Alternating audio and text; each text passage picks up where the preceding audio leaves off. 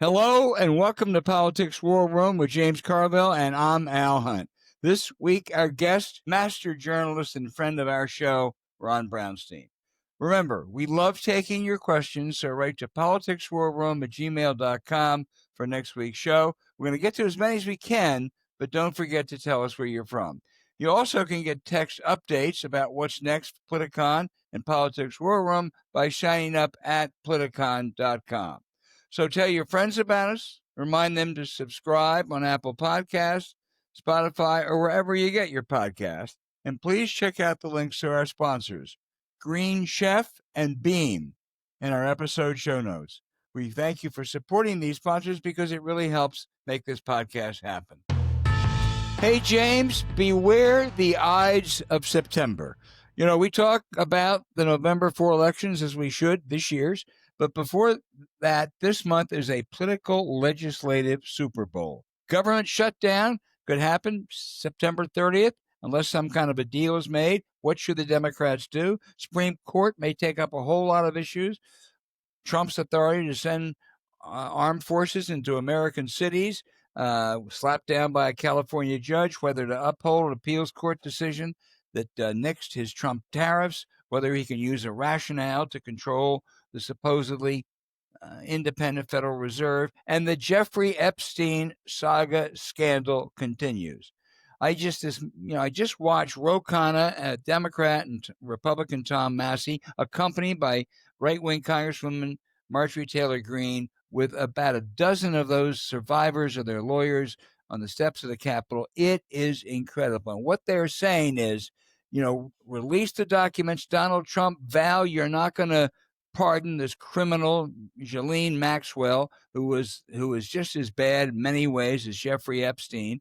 And don't let Republicans get away with this, if you'll pardon the expression, bullshit about James Comer offering an alternative, which has no teeth in it at all. That discharge petition will, if they defeat that discharge petition, those women said two things. Number one, we will go in any district to talk about why they did that. And number two, they said, we're going to put the names out if they don't. Usually I don't pay a lot of attention to people who've been involved in a political fight. These women, I think, are different. They've got a lot of courage, a lot of guts, and they're all in now. Yeah, I mean, sometimes we look at this thing as a political event. Is it embarrassing for him? And and people forget they're real people in here that suffered real consequence and real pain. Mm-hmm. And I always, anybody that has daughters, I guess it becomes apropos. What would you have done if someone had done that to one of your children? And I mean, these women have lives. Unlike Michael Dukakis, I'd have tried to kill him. Yeah. Okay. Yeah. They had lives. They had hopes. They had all kinds of things. And what was taken away from them is something, we need to remember. And yes, it is political jockeying, and some of the lying is really remarkable. I mean, we forget the role that Dershowitz and Ken Starr and that Alex Acosta played. I mean, this is so. There's just a lot of pain at the bottom of this pit, a real lot. And I hope that these women that come forward or feel some sense of relief. Hope it's kind of a cathartic event for them, and I hope other people do come forward. But man, these people ruined a lot of lives. A lot of lives. Well, it's cathartic, and they are watching them. I'm convinced they're determined. If they try to cover this up, if James Comer and Trump try to cover this up, if they manage to deep six that discharge petition that Khanna and Massey are bringing, which would require full disclosure of this, if they try to do that, I don't think these women are going to be quiet. I think they're emboldened now. It took them time and a lot of courage to come out, but they're out now, and I just think they're going to be a force. Yeah, I don't think that Marjorie Taylor Greene's going. I don't think she's going to try to put this genie back in the bottle. All the critical things I've said about Marjorie Taylor Greene, for the first time in my life, I felt good about her this morning. I mean, but she seems to be I mean, never known someone's history, but she's mad about this. I think it's Right. genuine. Well, you ought to be mad. Yes, I agree. There's something to be mad about. No, I mean, I'm giving her credit for being that which I wasn't sure she was before, to being us being human. Yeah, but she's standing up. She Um, is. James, on the government threat of a government shutdown, I think Democrats should play tough selectively and say, hey, if you want our vote, they can't pass it without their vote. We're going to demand a couple things. We're going to demand extending the Obamacare subsidies, which are set to expire in December. They jack up premiums and add to the uninsured, which already will be adversely affected by earlier policies. They will prohibit Trump from these pocket rescissions, which people like Susan Collins, a Republican, says are clearly illegal and unconstitutional, and a couple other healthcare things. So you have to meet those demands. They can't relitigate the whole big, ugly, beautiful bill, but they can, I think, target 3 or 4 really important things. And if the Republicans resist that, if they say, no, we won't defend extending the Obamacare subsidies, let them pay more, then, fine, take a shutdown. Yeah, and so just tell me and tell our listeners here, they need to get 60 votes to get the budget passed. Is that they can't do it? They can't jimmy it around and do it with Right. 50? They need a majority in the House. This is not reconciliation. This is, a continuing resolution. They haven't passed the appropriations bills, which they said they were going to. Of course, the Democrats didn't either. And they got to get a majority in the House, and they have to get 60 votes in the Senate. And, if the Democrats offer a palatable alternative, and extending the Obamacare subsidies, they expire December 31st. That means people are going to lose health insurance or they're going to jack up their premiums. That's a hell of a good issue. And but if they don't act by September 30th, or if they postpone it to November, there is a government shutdown. And do you think the Republicans would take that? I think the instinct of the Republicans on this House would be not to take it. It doesn't depend. Mike Johnson doesn't control anything. He's a puppet. It's whether Trump will take it. Right. And I mean, first of all, Trump doesn't care substantively about any of these issues. It's all politics to him. If he thinks he can embarrass the Democrats when they didn't vote for a shutdown, he'll go for a shutdown. But on the other hand, if it's something that may not work to his advantage and may hurt the economy, he may tell little Mikey Johnson, hey, cave. Well, but doesn't, I mean, traditionally, as I remember, you remember cover these things much longer and much more detail than I did. The party in power usually gets blamed when something goes wrong. Yeah, if there's a shutdown that lasts 3 or 4 or 5 weeks, that affects the economy. And Trump's not going to be able to say next March or next June, well, the economy would have been better if the Democrats had voted for a continuing resolution last September. Yeah. So, And yeah. I like your strategy, and we would have been happy to vote for it, but we weren't going to leave X number of million people hanging there with no health insurance. Right. And we're not going these. and we're not going to let you get away with what the leaders of your own party's appropriation committee said is an illegal, unconstitutional act. Those so-called pocket rescissions. This is money that's already been approved by Congress, and he just is arbitrarily counting on an obsequious Supreme Court. Tries to pull it back. I think that's another good issue. Yeah, I'm going to make a prediction. It's always a danger in predicting. I predict by maybe even the end of the year, Susan Collins announces she's not going to run for re-election. Yeah. I think. I mean, I think her antenna is actually pretty good, and she's a very successful politician, and I think it's starting to dawn on her that the jig is up. And I just don't think she has the desire to go through the public humiliation that she's getting ready to go through.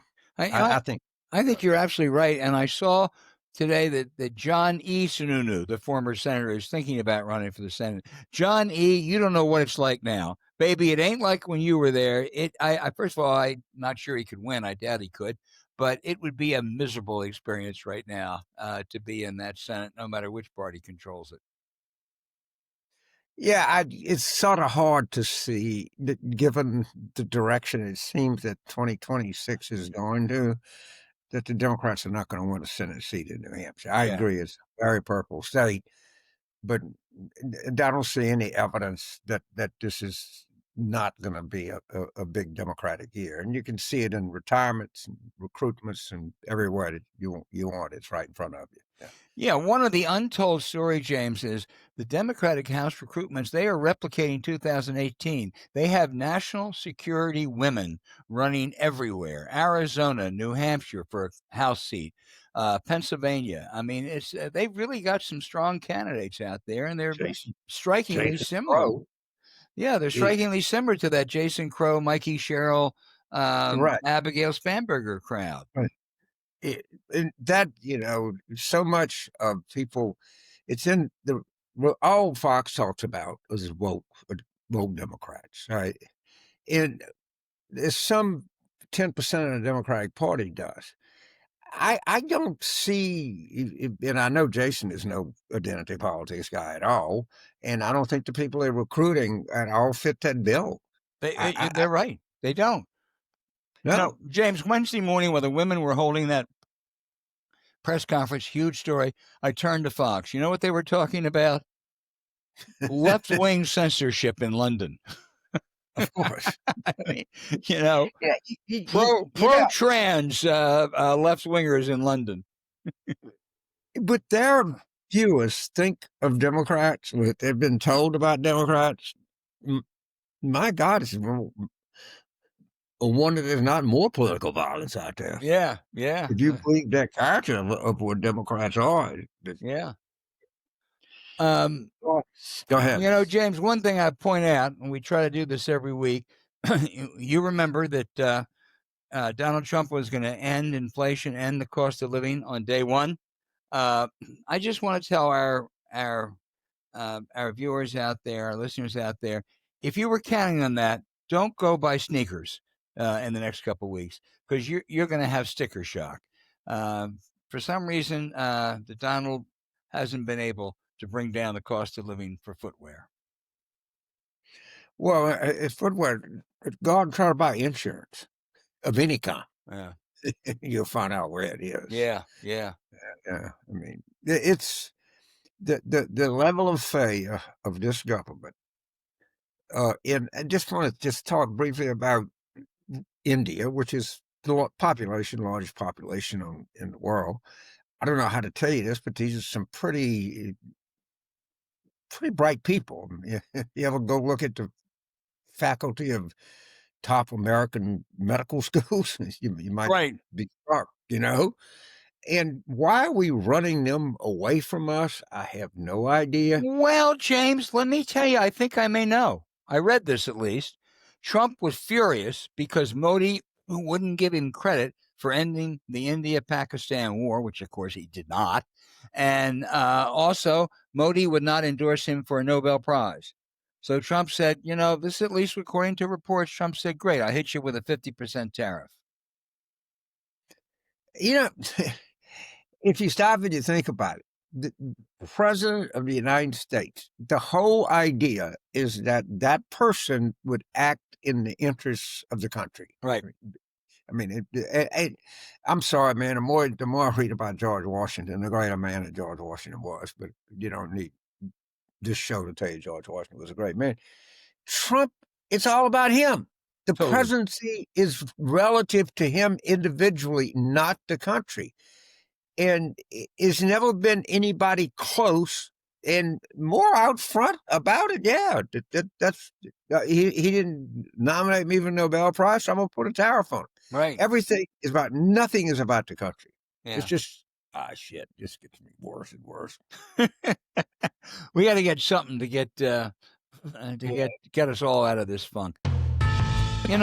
This is about Green Chef, and how great is saving money by getting fresh, healthy, easy-to-make meals delivered with Green Chef, James?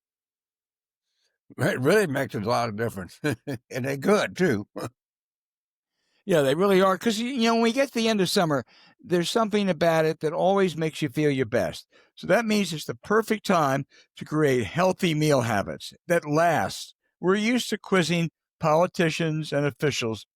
So now we have to ask you, is there a better time to get Green Chef, the #1 meal kit for clean eating, than right now? I can give you the answer. The answer is no. If you haven't heard, Green Chef makes it easier to spend less time in the kitchen and more time enjoying the final weeks of summer. We're amazed that their new heat and eat meals, the way they are made, so you can enjoy delicious, wholesome meals in just 3 minutes. It's perfect supporting your wellness journey, and Green Chef recipes feature fresh, organic, seasonal produce with 100% responsibly sourced proteins to help you feel your best. Green Chef's real clean ingredients help you build lasting, healthy habits without the hassle. Enjoy salads ready in just 5 minutes. Protein filled breakfast of nutrition rich smoothies to fuel your day with 80 plus dietitians approved weekly meal options. That's 80 plus. Green Chef is ready to nurture your nutritional needs. They make it easy to find meals that fit your lifestyle. You can even pick from Mediterranean, gluten free, plant based, protein heavy, and even gut and brain health. I don't know what that is, but I'm sure it's good. And calorie smart choices also. The recipes change every week, and with week to week flexibility, you can adjust your plan to match your mood and your schedule. After switching to Green Chef, we have a great excuse to prepare food for our friends and families. I'll tell you, the lemon garlic shrimp and creamy risotto is so good, you can head back to Europe if you couldn't get meals like this delivered right to your door. So don't wait.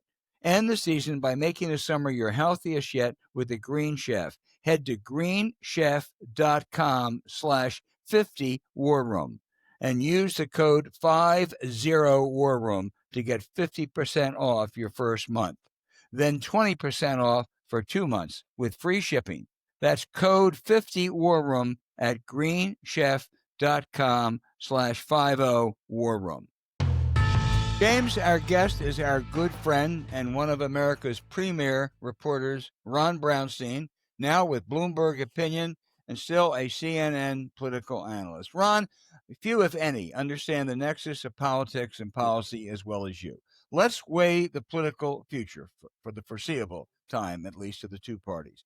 Republicans make the case that Trump totally dominates the agenda, and Trumpism will for years. Democrats are reacting. They're losing registered voters. Still saddled with a woke image will be reinforced if the socialist mayor of New York wins. Democrats trace a lot of their problems to Joe Biden, who's gone. They charge Trump is overreaching, giving them winning issues like cutting Medicaid, and Virginia and New Jersey gubernatorial contests with mainstream progressives will be more important for the future than New York City. And they have a deeper bench. Which argument is more persuasive? Wow, that is a great way to frame it, Al.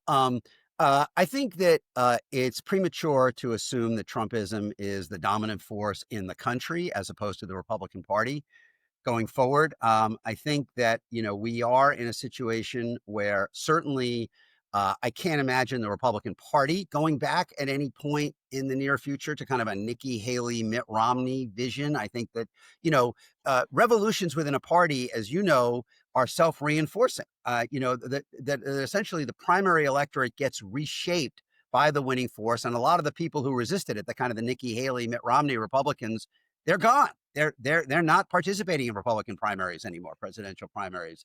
And we saw the 24 primary was to the right of the 16 primary when Trump won the first time. And I think that'll be the case for the near future. A lot of those white collar suburban Republicans who would have been the basis of kind of a return to pre-Trumpism, they're not voting in Republican primaries.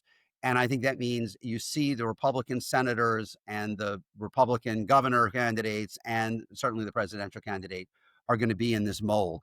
Exactly what the Democratic Party is going forward, I think, is more up in the air. Although my guess is that 28 is a lot like election James would know pretty well, which is 1992. I do think that it is almost inevitable, and we can talk about some of the specific characters in a minute. It is almost inevitable that the next Democratic nominee moves to diffuse some of the cultural issues that have hurt the party in recent years, particularly the border and some of the transgender issues, in the same way that Clinton had to move past welfare and crime in 92 to be heard on his economic message. I think the eventual nominee is going to make that calculation in 28. And, at that point, we're still in a jump ball country. I mean, I think that Trump's victory in 24 was a layer cake where his base is still what it was, maybe 45% of the country. And he was put over the top by voters who were not, I underscore, really voting on the ideological contrast between the parties, but were rendering a verdict on Biden's presidency. I mean, there's just no history for the president's party holding the White House if he is unpopular as Biden was when he left office. And that is true whether the president runs or not. I mean, Truman in 52, it went the other way. Bush in 08, it went the other way, when they left. You don't need the president to run to have that throw the bums out. So Republicans have certain advantages if Democrats can't roll back their inroads among non-college, non-white voters. But there's no reason. I don't think there's any reason why they can't roll back those inroads, because I think the last few points that Trump got were based on conditions, not a fundamental ideological assessment of the party. So yes, Democrats have a lot of work to do to rebuild their image. It's the weakest it was since Carville and his team, helped Clinton win the nomination in 92. But I think it is repairable as it was for Clinton. The three elections of the 80s were worse than anything we've seen in the Trump era. The Democrats won the smallest share of the available electoral college votes in the three elections before Clinton than any party had won in any three election sequence since the formation of the modern party system in 1828. And then he won re-election. Obviously had bumps along the way. So I do think a strong nominee in 28 can reframe the party and can put them back in. Democrats have to compete in more places. 25 states have voted for Trump in all three elections. Republicans now hold all 50 of their Senate seats, which is, kind of a problem when you're trying to get to a majority. But on the national level, I do think that the ability for Democrats to recover is there, but it's going to take something like, maybe not as overt, kind of sister soldier type overt as Clinton did, but something like Ron, let me get to the Democrats in a minute. But first, you've written about Trump's threats to undermine fair elections, gerrymandering, criticizing mail ballots, telling states he controls federal elections. Yeah. How much do you think he will succeed? And is there any, this is a question I never would have asked before, is there any possibility, do you think, if facing defeat, he will try to find an excuse to cancel or postpone the midterms? I no longer think anything is beyond the boundaries of the possible. I think that we have moved so far, so fast through all of these safeguards that people thought existed that I do not rule out anything going forward. You'd still say there'd be very long odds of that. I think it is more likely he tries to put a big, more than a thumb, like a whole hand on the scale in a way that undermines the fairness of the 26th election, including potentially deploying the National Guard into blue cities and around blue polling places to discourage turnout. I think that is very much, I don't think you have to leap very far from what he is threatening in blue cities now to get there. I think that they've established multiple units at both U.S. Attorney's Office and the Justice Department to prosecute local election officials. They're already intervening to support conservative groups that want to, that are in court demanding purges of voter rolls. I think they're going to be doing a whole series of things to try to change the rules and to tilt it. Obviously, the gerrymandering front and center. Talk about doing a new census somehow, which I think is a reach. I think canceling the election is obviously at the far end of the possibility, but I don't rule anything out. Boy, I do think that some of the media hand-wringing about the Democrats is overwrought. To be sure, they have problems. I've seen them in worse situations, one of which you cited. And the out party at this juncture rarely has a national leader. I mean, that's just a great myth.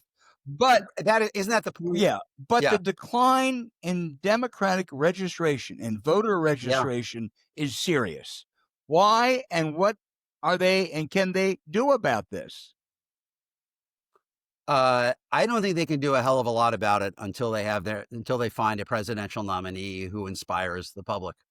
As you pointed out, as the out party, you are led primarily by your congressional leadership, and they are inherently narrow, maybe especially narrow in this Right. case. I mean, I think there are a lot of Democrats who feel with justification that Schumer and Jeffries are not meeting the moment. I wrote a piece Sunday about their use of the word distraction. Like whenever Trump does something that threatens Democratic safeguards, particularly sending the troops into cities, Schumer and Jeffries and Pelosi as well, other national Democratic members of Congress, they will criticize it, but they invariably say he is trying to distract from something else, whether it's the Epstein files or the Medicaid cuts or inflation. And, by using that word, I think they are signaling that they don't consider these anti-democratic actions as important as whatever else they say he's distracting from, usually the Medicaid tax bill. And that reflects their desire. They want to run on, they want to run essentially what Bill Clinton ran against Newt or what Tip O'Neill ran against Reagan. They cut programs that benefit the middle class to fund tax cuts for their rich friends. There are a lot of Democrats who feel that completely misses the moment. And that's why you're getting such a response to Governors Newsom in California and Pritzker in Illinois, who are willing to say, no, this other stuff is not a distraction. This is the main event. And I think they are right that if you ask me, what is the main goal of Trump in his second term? I wouldn't say it's cutting taxes for rich people, much less cutting Medicaid, which is not something he's ever been interested in. I think his main goal is eroding, if not crushing, the ability of institutions in American society to resist him and to entrench a sustained advantage for MAGA in elections, whether the public wants them there or not. I would say this is the main event. Ron, this is not Ron, I totally agree with you, but I don't think it's mutually exclusive to stand up as Newsom and Pritzker and Westmore are doing, and at the same time, any congressional candidate that doesn't mention Medicaid cuts every day is losing a day for November 26th. I don't think they're exclusive. No, I think that's right, but I think there is a real choice there in emphasis. And to be fair to Democrats, all the political scientists, I don't know if you had Brendan Nyan or Susan Stokes on the show ever, but people who study this around the world say this debate and problem is not unique to Democrats. Parties all over the world running against quasi-authoritarian opponents, trying to entrench some version of strongman rule divide. Do you run on conventional politics or do you run on their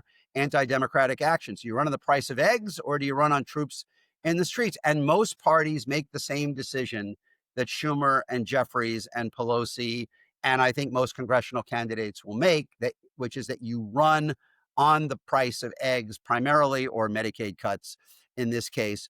The danger in that, of course, is that there really isn't any institution that is fully sounding the alarm on the magnitude of the many ways in which Trump is trying to centralize presidential power and unilaterally resist the ability of other institutions, whether it's law firms, universities, the media, local governments, state governments, to resist him and what he is doing. I mean, all of those institutions have kind of failed to fully sound an alarm, much less to link arms together.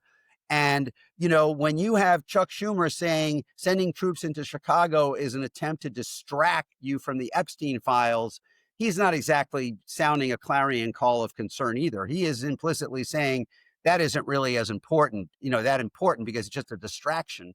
And you lose that. And Trump has been able to move further, faster in a Hungary-like direction than I think you or I would have said on the morning after the election last year. I couldn't agree with you more on that.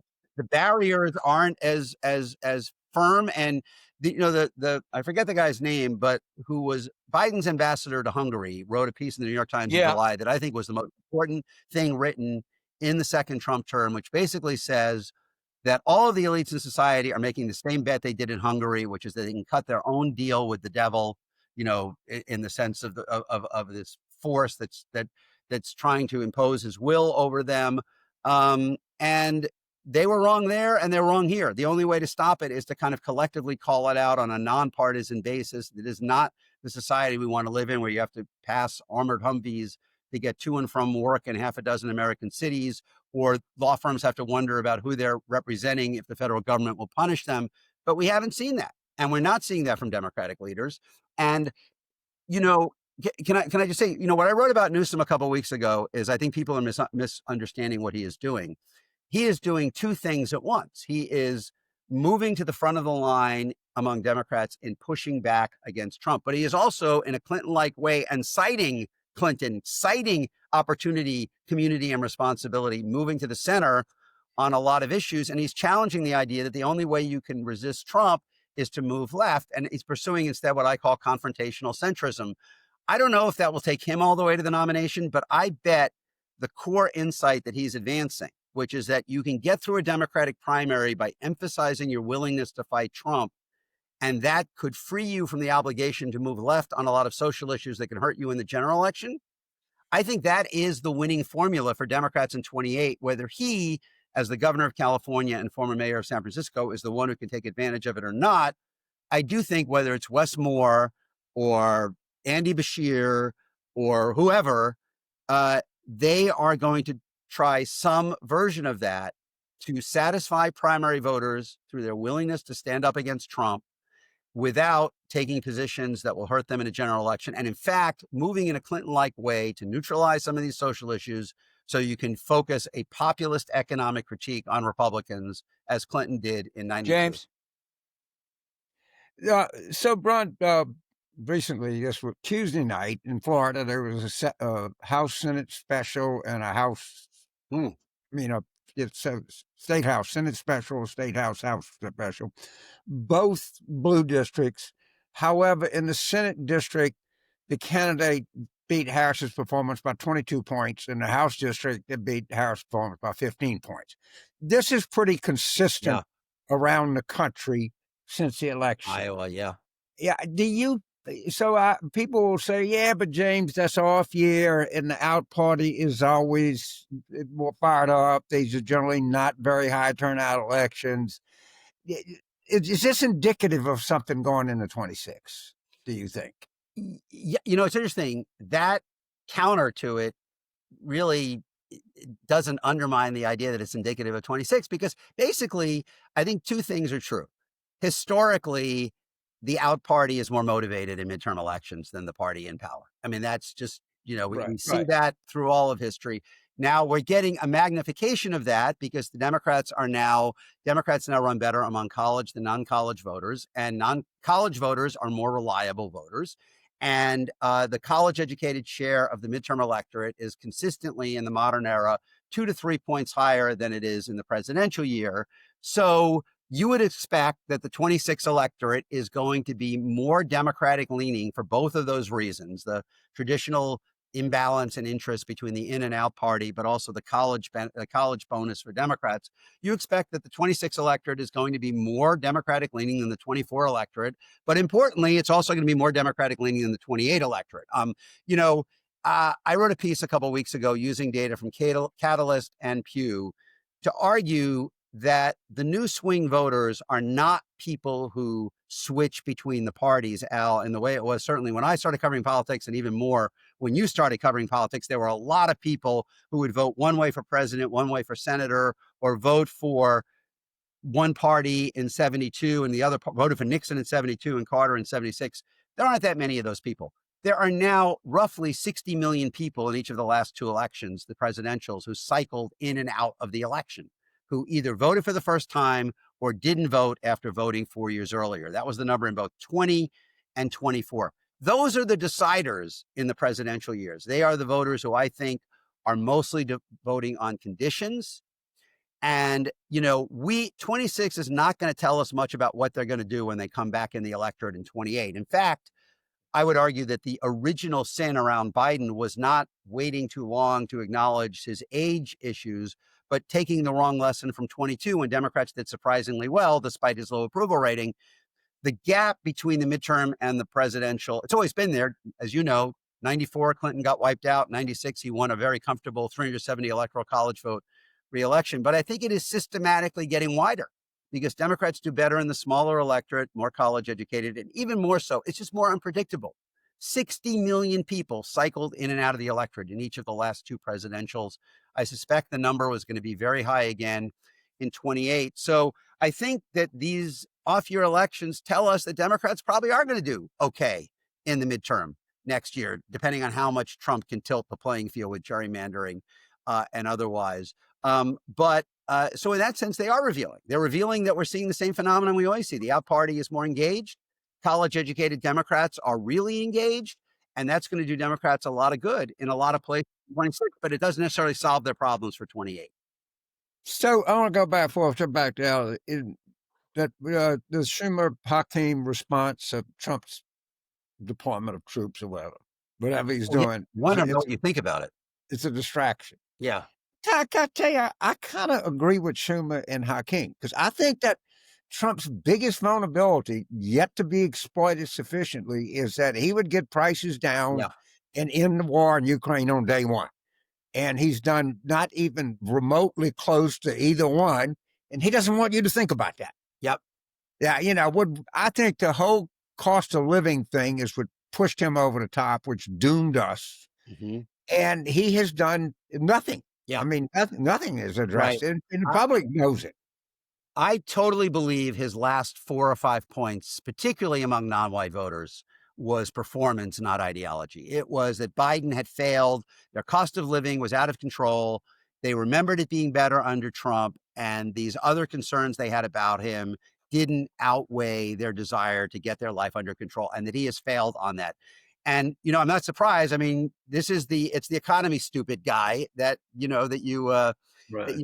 But, as I point out in my story, this argument in the Democratic Party does not follow traditional ideological lines. I quoted people on the left and the center on both sides of this. Do you focus on basically the price of eggs, or do you focus more on the authoritarianism? And it is a very legit debate. I think if you are going to maximize your chance of winning 218 House seats, you would lean more toward the price of eggs. It's going to be relevant in more districts that you have to win. I, however, think that the cost of not raising an alarm about this is really high, both in terms of antagonizing a lot of your own voters, but also, more importantly, substantively, because Trump is, if nothing else, a student of human weakness. And he is taking the reluctance of Democrats to confront him on this ground, broadly speaking, undermining democratic safeguards, that ground, he is taking their reluctance to confront him as an invitation to go further. And, Timothy Snyder, who didn't follow his own advice by, moving to Canada, his first rule in his book is make the would-be strong man fight for every inch. And really, nobody's doing that. Not enough law firms. People are filing lawsuits, and that's about it. Like, not much else. I mean, there was the No Kings rally, but it's hard to look across American society and say we are seeing a serious pushback that would cause Trump to think twice about sending troops into more cities. We're not at all. You're not seeing that from Democrats. A lot of whom are worried that what this makes them look like on crime, as if you cannot separate the issue of crime from the issue of occupying, of Humvees rolling down Michigan Avenue, in Chicago or Broadway in New York. So I think there is a cost to this, although I agree, I think, like I said, if you're going to maximize your chance of getting 280 House seats, as Al said, you're going to talk about cutting Medicaid to fund tax cuts for rich people, and he hasn't brought down prices. That's what you're going to emphasize. But I really think the substantive costs of downplaying this, much less calling it a distraction, is very high. Yeah, I would hope, and I think there's some evidence that the Democrat protestation is manifesting itself in elections. Of course, we're going to see a little more clearly in Virginia. What do you think of the word distraction, James? Well, just whenever something there's gone nothing. I mean, the Ukraine stuff with the meeting with Putin was more than a disaster. It was just a goddamn humiliation on every level it could be. you have Z and you got Putin, and now we got India with 1.5 billion people. We don't run him away from us. I mean, I don't know how many people he's run away from us, and you know he talks about putting troops here, doing this. He's done nothing on inflation. He's got cost of living, the insurance costs are going through the roof everywhere you turn around. And I think when he makes a lot of these big plays, like going to Chicago, going to Washington or Los Angeles or wherever he's going, I think part of his thing is, I'm not going to talk about this. I'm going to start talking about crime, which is my strong suit and a Democrat's weakness. Not quite sure why, because Democrats know how to deal with crime very effectively, and that is more cops, less guns. But I don't know why we don't say it. Yeah. Well, I mean, there's a point of view that says if it's ground that he wants to fight on, inherently you should look for other ground. And then there's another point of view that says you don't get in war, in conflict, you don't get to choose always. Sometimes you have to meet them head on. And if Trump can portray what he is doing in cities as effectively restoring order and fighting crime, because the public is not consistently hearing another point of view that says, really, this is about ceding the ground for authoritarianism and numbing Americans to an image that is more common in totalitarian than democratic countries of troops patrolling the streets of major cities. I think that's a high cost. I do. I mean, I just think that, I think ceding this ground to him, both politically and substantively, doesn't make a lot of sense. And I'm sympathetic to those who argue that the Democrats' best chance of reaching 218 is to hammer him on economic issues, and I think most House candidates are going to do that. It's not the job of the person running in Iowa 2 to kind of convince people that Trump is a danger to their civil liberties and to the democratic safeguards. But the national leadership in framing a national debate, I think, has a different obligation. And I think the reluctance of Jeffries and Schumer and others to step into this is a big reason why there is this frustration and feeling of an urgent need for generational replacement among so many Democrats. And, whether or not Gavin Newsom's going to be the nomination, it's not nothing that he's now polling 15 to 20 in some of these states where Shapiro, Whitmer, Moore, are 3 and 4. And there's a chord. The advantage of having this state be targeted. Well, no, but he's responding in a way that most Democratic voters, I think, want to see. And again, to me, the question is, can you get through the primary as a fighter, not a purist? Because in 2020, too many of them tried to be a purist and ultimately created vulnerabilities.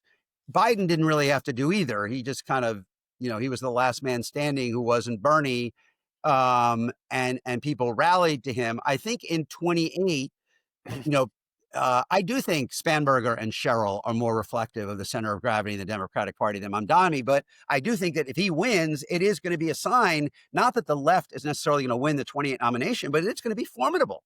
And you're going to have to be formidable to beat it. And you're going to need a strategy to beat it. There's going to be someone articulating that point of view. And I think that the way to thread that needle may be what I call confrontational centrism.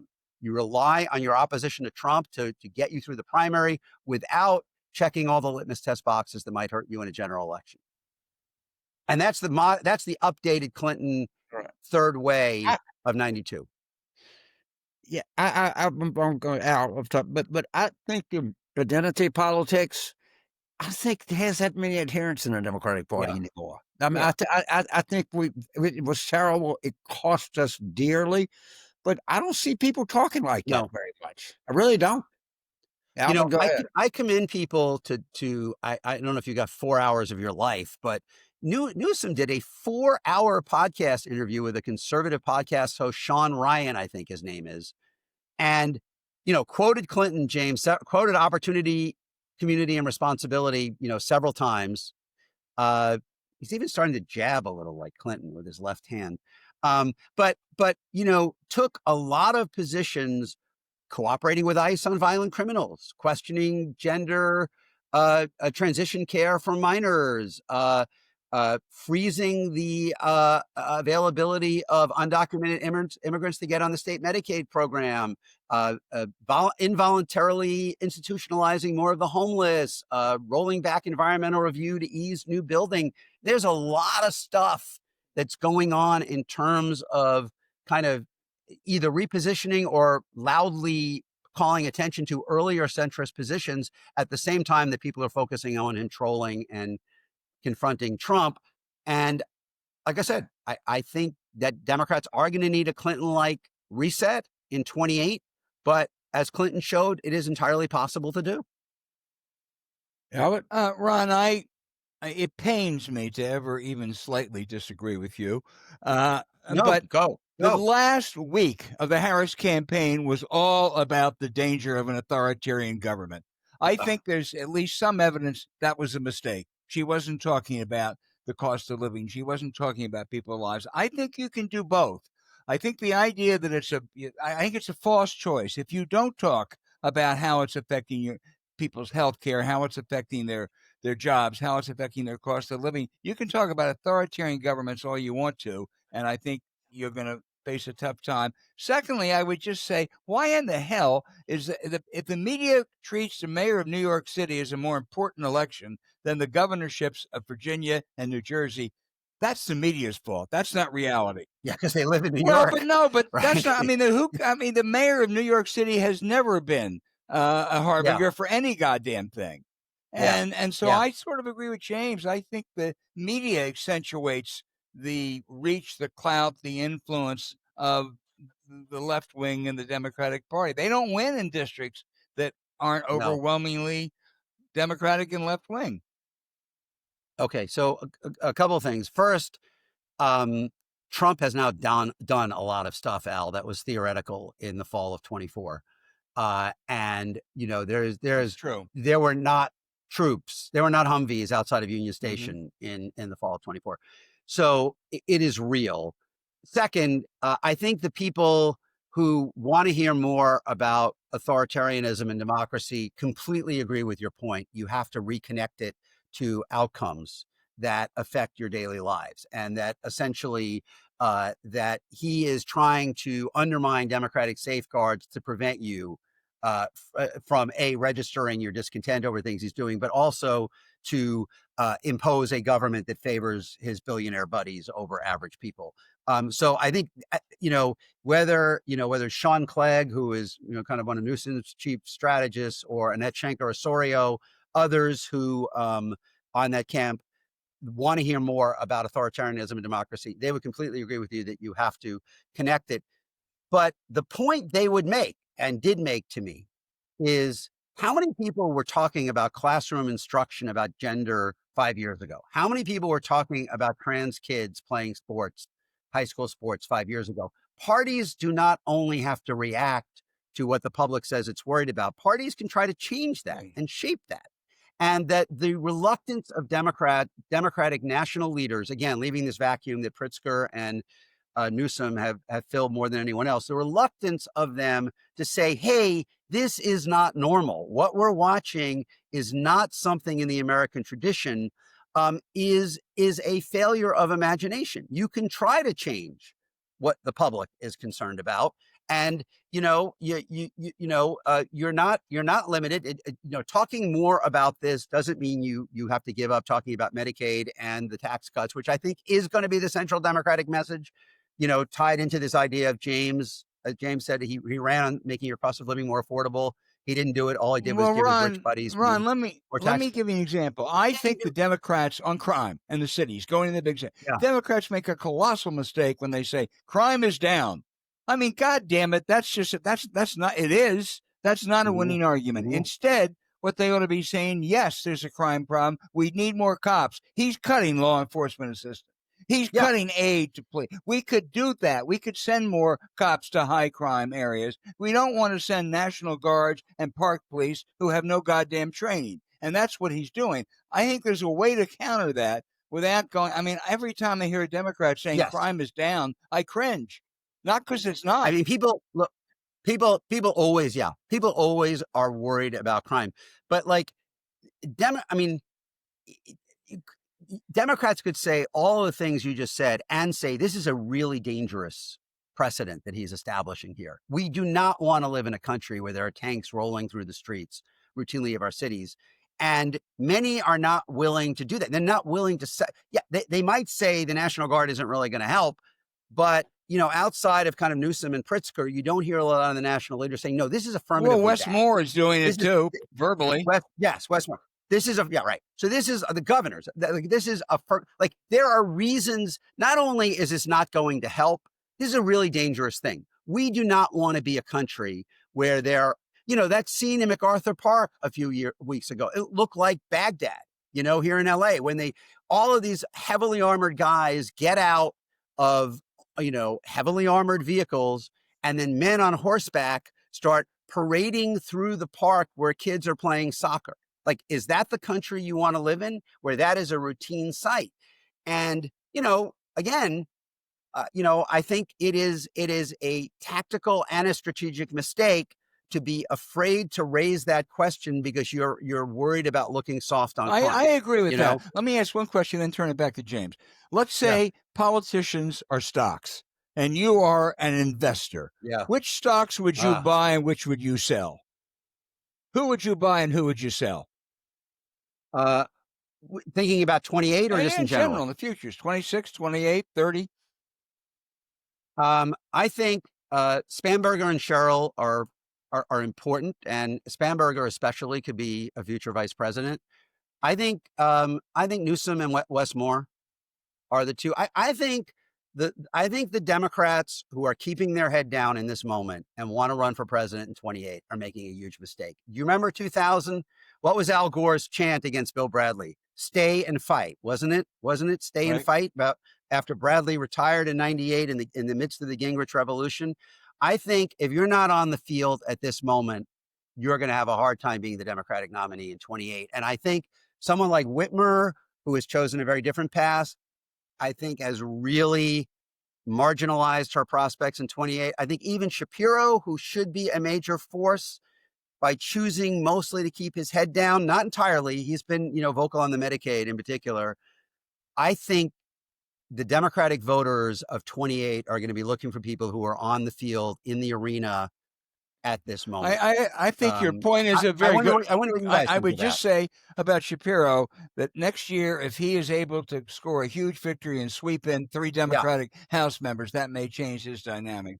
No, I think he could be a major player too, but I think being on the field at this moment when so much seems at risk and the national leadership has left such a vacuum, I think is really going to matter to a lot. Now, look, Newsom is pursuing what is fundamentally an electability strategy as the governor of California and former mayor of San Francisco. So a lot of people who are attracted to the strategy may not think he's the right messenger to carry it off. It may be, more Wes Moore or someone else who ultimately benefits from what he is doing.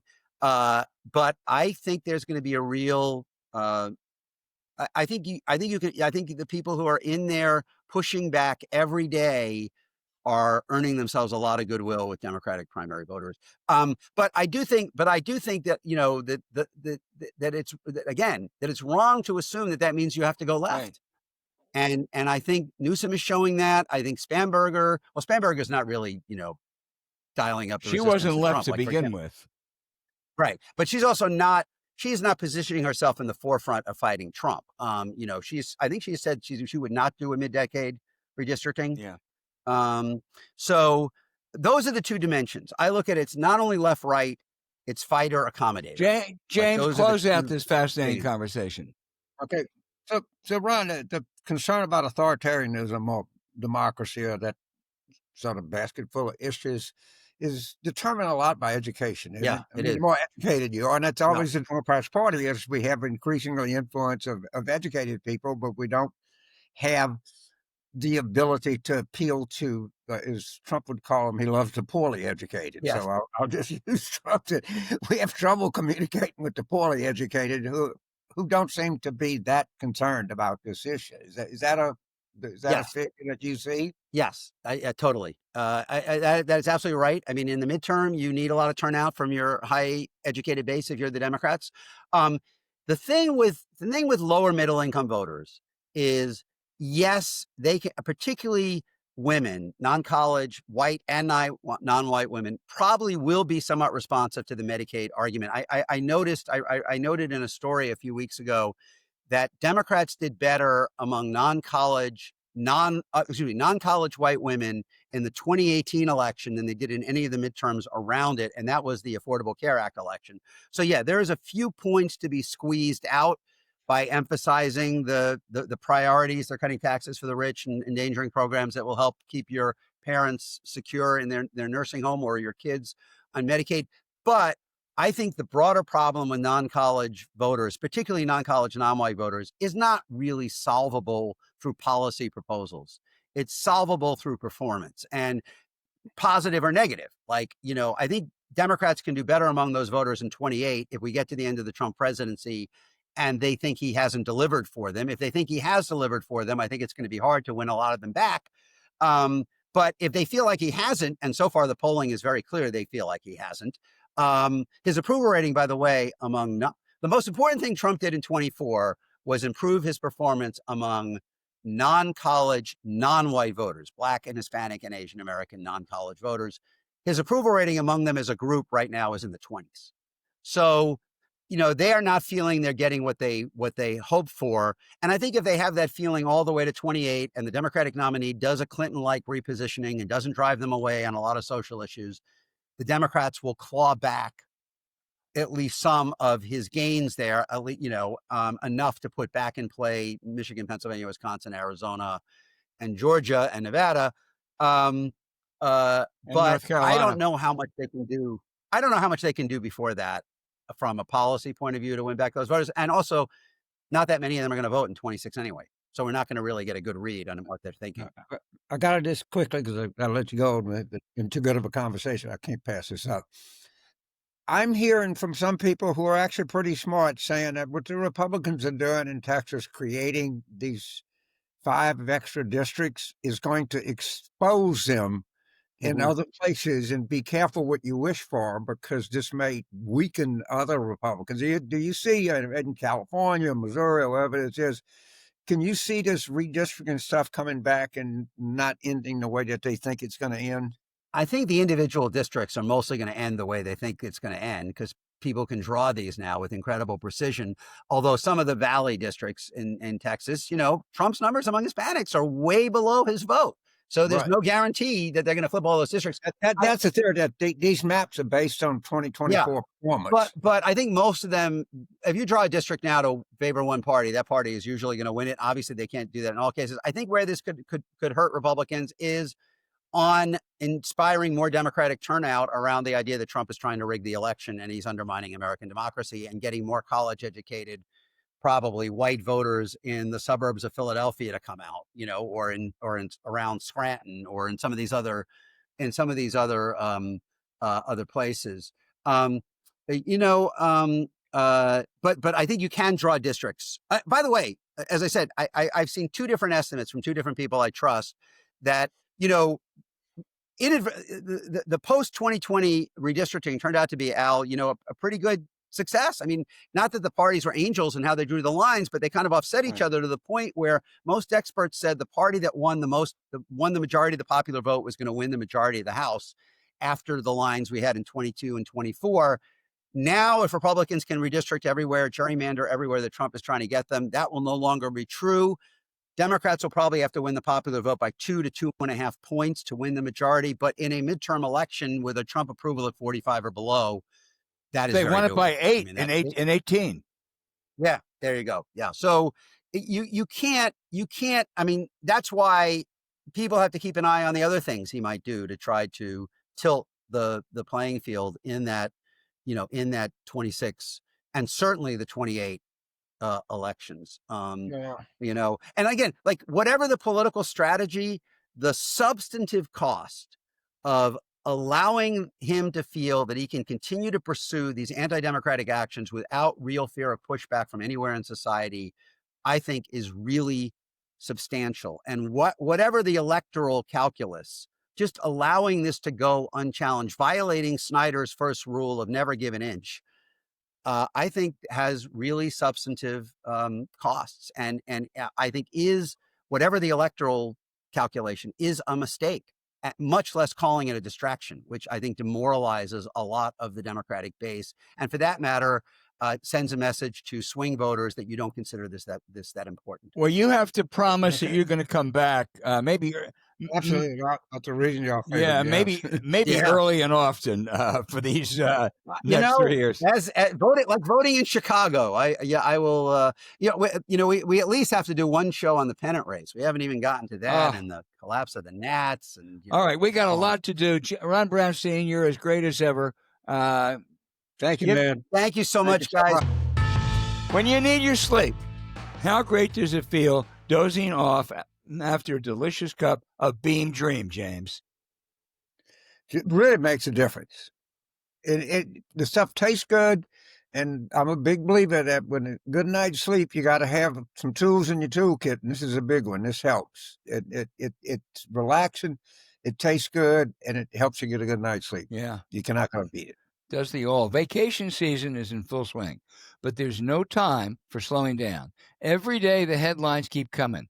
The noise gets louder, and we get hit with another attempt to distract us, divide us, or wear us down. That's not an accident. Burnout is the goal because if we're exhausted, we're easier to control. So don't give in. Rest is resistance, and one of the most powerful things you can do right now is wake up clear, energized, and ready to show up. Take charge and put your all into what's most important. That's why you want to use Beam's Dream Powder, a natural sleep blend that helps you get the kind of rest that actually restores you. I mean, let's be honest. You can stay in the fight if you're constantly running on empty. Luckily, no, let me start that again. I mean, let's be honest. You can't stay in the fight if you're constantly running on empty. Luckily, with science-backed ingredients like reishi L-theanine, magnesium, apigenin, and melatonin, Dream helps you fall asleep, stay asleep, and wake up ready to organize, resist, and raise hell without the fog or the crash. It tastes incredible, smooth, and delicious. Better yet, Beam is easy. To add your nightly routine, it's simple, effective, and it works. You know, I happen to love chocolate peanut butter, but there's so many great flavors for you to try. Since starting with Dream, we felt sharper, more grounded, more present, and no longer dragging through our mornings or losing entire days to bad sleep. Now you'll be ready to face the day and ready to stand up for the things that matter. It's become a must in nightly routines to help recharge, get up, and stay engaged in what matters most. Unlike other sleep aids, there's no grogginess, no fog, just focus. Beam's Dream Powder has improved over 17.5 million nights of sleep for people across the country, and you can be one of them. So here's the deal. Right now, Beam is offering up to 40% off their best-selling Dream Powder for our listeners. It's a limited time offer and the perfect way to overcome that exhaustion and stay in the fight every day. Go to shopbeam.com and use the code WARROOM at checkout. That's shopbeam.com/warroom and use the code WARROOM for up to 40% off. Sleep well, wake up ready, the fight continues, and also check out the link in our show notes. And now for the outrage of the week. I hope Rudy Giuliani recovers from injuries suffered in a New Hampshire automobile accident. But the former New York mayor is sleazy to the core. He viciously defamed two innocent Georgia election workers, ruining their lives with lies he told about them, and eventually he had to settle. He still faces a criminal indictment in Arizona. He was disbarred in New York State, and even Republicans paint him as an often out-of-control drunk following the 2020 election. So can you imagine awarding him the Congressional Medal of Freedom? You can if the giver is Donald Trump, debasing one more once respected institution. For my outrage, it'll also be a part of the show, and is what you see increasingly on the 20th anniversary of Katrina is, look, we did the best we could. That place is just a failed city. There's no reason that we should continue to pump money into it. We tried, and it was never going to work. That was first articulated by one Dennis R. Hassard, who's the longest-serving Republican Speaker of the House in history, who's also served more time in jail than any other Speaker of the House in history, I think. So I found the coverage and commentary, much of it, to be very disappointing on this 20th anniversary, and I'm glad that we have the opportunity to correct the record. All right, and now for our listeners' questions, which really are challenging and wonderful. Jeff in St. Pete Beach, Florida, James, says, is Trump out pivoting Democrats on crime? Well, thank you from our friend from St. Pete. Probably right now, he kind of is. And the Democratic response has to be that the two things that are overwhelmingly popular that you can do that have been done before that actually work. And that is, one, ban assault weapons. Because there's no reason you can't do that. You're going to win the presidency in 2028. And it's a pretty good chance that you control both the House and the Senate. Well, when you get it, do a 75% issue right off the bat. The next one is do what we did in 94. Make provisions to hire another 100, 150, 200,000 cops. And the federal government supports cities or counties or parishes of whatever jurisdiction you have to put more boots on the ground. You can do these two things. And he's not doing either one. But you have strength in your message, and you have to use it. Well, do that, and for God's sakes, don't keep talking about, the issue is crime is going down. It is. That's not what you want to talk about, because people who get assaulted or have carjacked don't worry about data.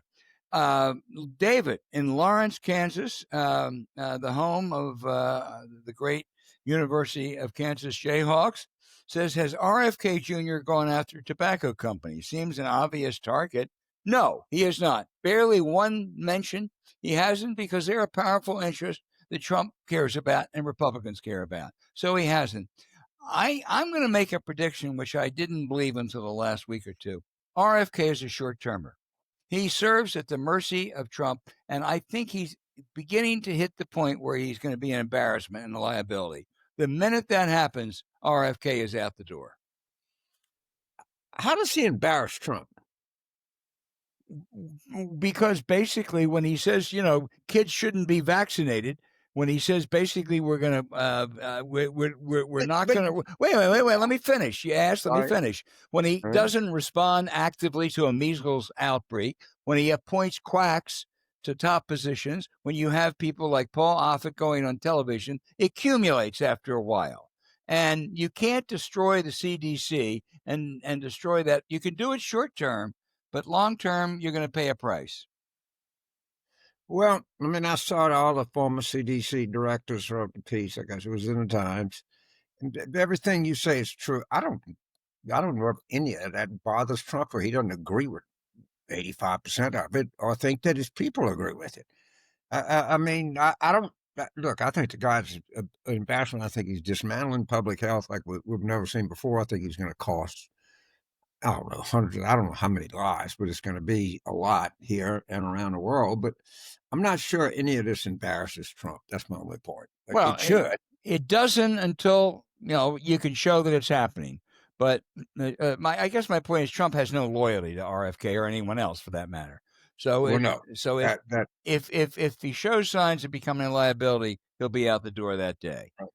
Jim in Houston, Texas says, what's the best way to get the attention of the Democratic Party with an idea or suggestion for the average citizen, James? Well, that's such a good question. I wish we would have gotten a little bit deeper there, but Ron Brownstein said something that I profoundly agree with. Like 100% agree with. And this is the frustrating thing. the Democratic Party is not going to be able to have a leader until we have a presidential nominee. And in the expectation that we can come up with that, and there's some way that we could do that, it is just not attainable. I do think that in 2026 we're going to have a successful year, and Trump came to say he wanted the job to do certain things, and he's done none of them. And all the things he's done has not made the country stronger. It's made the country weaker. It's increased our debt. We've run off our allies. We've run off everything. And now we're running off people on Medicare. I think we got a strong inherent message there, but I don't think we're going to be able to come up with something unified until the 2028 primaries. Yeah.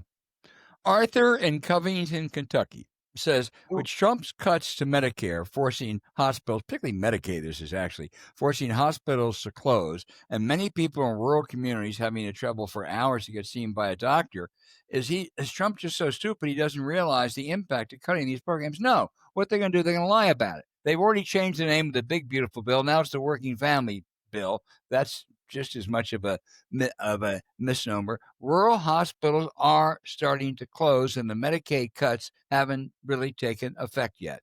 And it's going to be a liability. Is it going to be a big liability? Probably not.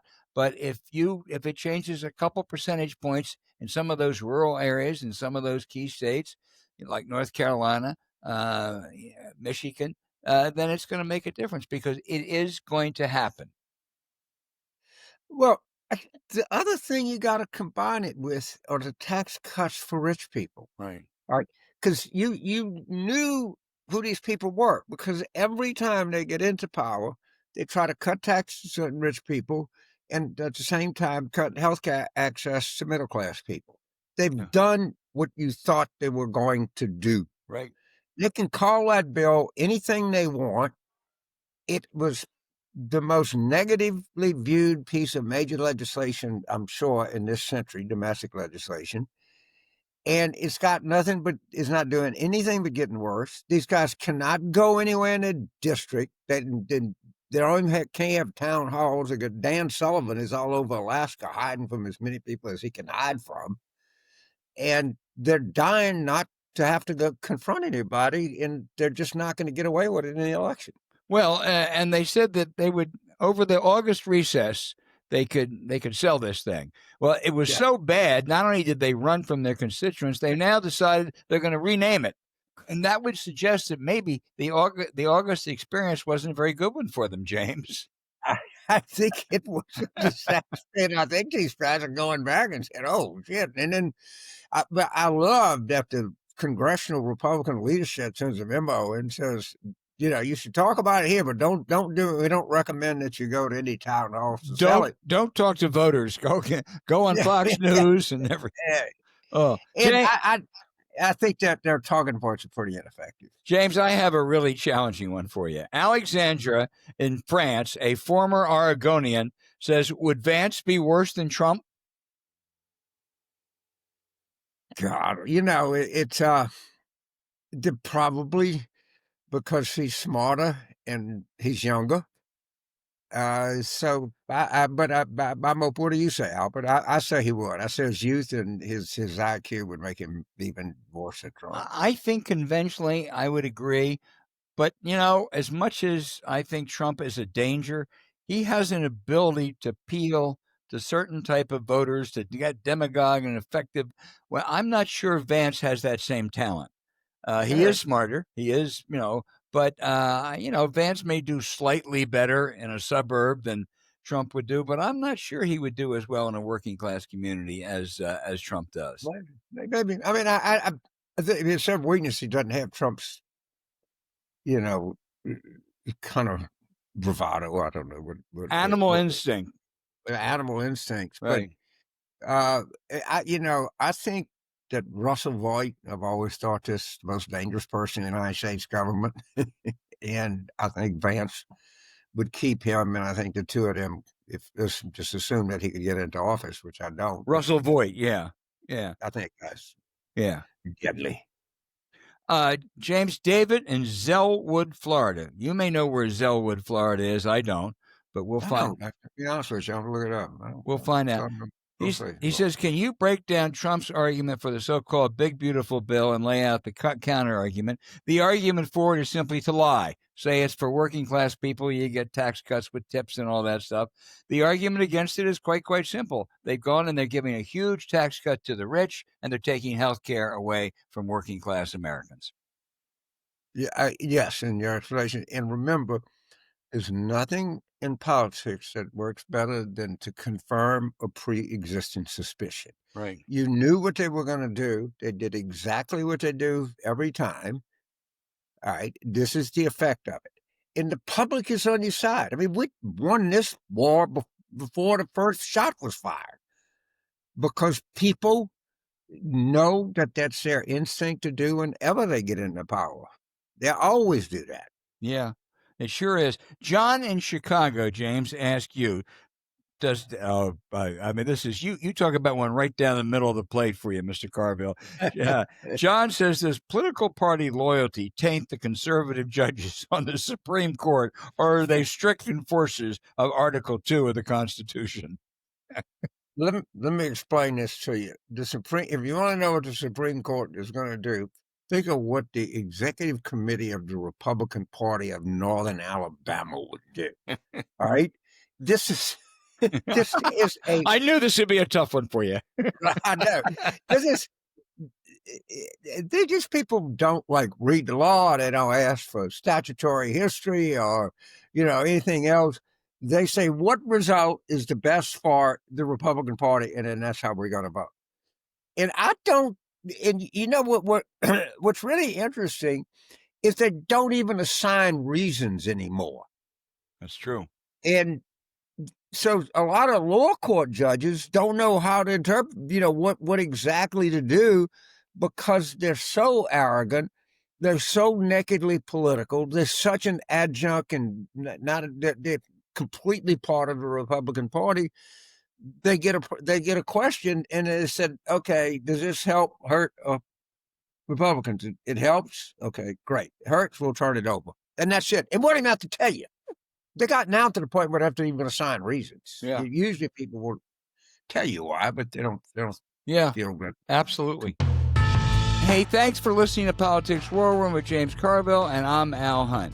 As always, send your questions for us by email to politicswarroom@gmail.com or tweet them for next week's show at Politicon. Following this episode, we'd really appreciate it if you check out the links to our sponsors, Green Chef and Beam, in the episode show notes. We thank you for supporting them, because when you do, it helps make this podcast happen. To keep up with us, subscribe to Politics War Room on Apple Podcasts, Spotify, or wherever you listen.